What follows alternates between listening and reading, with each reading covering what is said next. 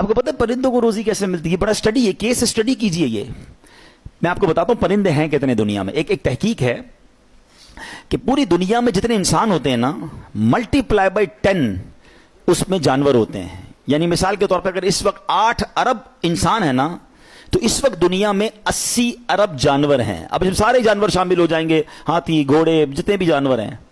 فرمایا جتنے یہ جانور ہیں نا، اس کو ملٹی پلائی بائی 10 کریں تو اتنے پرندے ہوتے ہیں.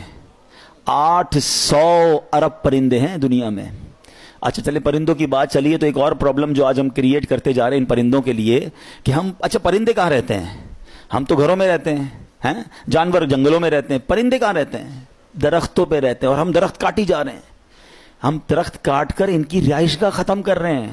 اس کا نقصان ہمیں ہو رہا ہے. یہ بزرگ بیٹھے ہیں، میں بھی چھوٹا تھا، مجھے یاد ہے صبح اٹھتے تھے تو کوئل کی آواز آتی تھی، کبھی کبھی بٹر فلائی. آج کے بچوں نے تو بٹر فلائی نہیں دیکھی ہوگی، کتابوں میں یا ویڈیوز بھی دیکھی ہو. ہم بٹر فلائی پکڑتے تھے اسکول میں جا کے، کسی پھول پہ جا کے نظر آتی تھی کوئل کی آواز. یہ سب چلا گیا. کراچی والے تو سنتے ہی نہیں کہ کہاں پرندوں کی آوازیں، کون سے پرندے، اسپیشیز غائب ہو گئیں.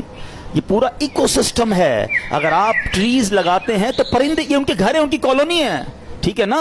تو ہم درخت لگا ہی نہیں رہے، درخت کاٹے جا رہے ہیں اور ان پرندوں کو مائگریٹ کرنے پر مجبور کر رہے ہیں. یہ اللہ کی ایک مخلوق ہے، اس کا بھی حق ہے اس زمین پر. یہ صرف انسانوں کی زمین نہیں ہے، سب کا حق ہے نا. تو درخت لگانا صدقہ جاریہ فرمایا گیا. تو درخت لگائیں. الحمدللہ دعوت اسلامی کا ڈپارٹمنٹ FGRF مور دین 3 ملین ٹریز لگا چکا ہے. اور ہمارا نعرہ ہے پودا لگانا ہے، درخت بنانا ہے. تو چلیں آج 25ویں شب کو یہ بھی نیت کریں، کم از کم ایک درخت لگائیں اور اس درخت کو انشاءاللہ پودا لگائیں اور درخت بنائیں گے انشاءاللہ. تو اب یہ اتنے سارے پرندے ہیں، ان کی روزی کا انتظام کیا ہے؟ اتنا کمال کا یہ اسٹڈی اگر آپ کریں، اور حدیث میں آیا نا کہ اللہ ایسے روزی دے گا جیسے پرندوں کو دیتا ہے. کبھی بھی آپ کے گھر میں بھی کوئی پرندہ ہو، آپ نے اس کے گھونسلے میں دیکھا کوئی چھوٹی سی اس نے کبٹ بنائی ہوئی ہو اور 2-4 دن کا چارہ جمع کیا ہو؟ کسی پرندے کے پاس دیکھا ہے؟ نہیں.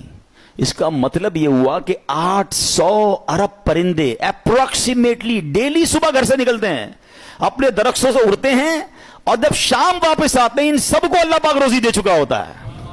توکل کا لیول دیکھیں نا، توکل ہے نا. ان کو کل کا جمع ہی نہیں کر رہا.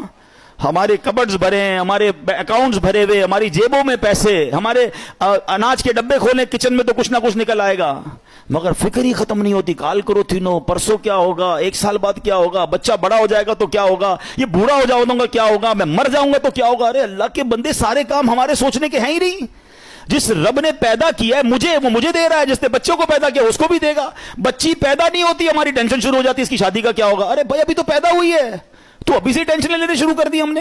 نہیں، اللہ پر بھروسہ، یقین. وہ کریم ہے، وہ مالک ہے، ساری دنیا کو عطا کر رہا ہے، مجھے بھی دے گا. بڑا خوبصورت جملہ علماء کہتے ہیں، وہ چونٹی کو کن دیتا ہے اور ہاتھی کو من بھی وہی دیتا ہے.